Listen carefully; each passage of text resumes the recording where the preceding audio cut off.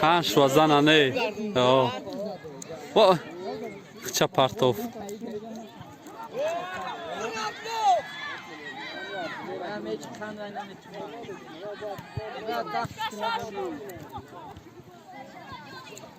شانس را سختی بد دست دادن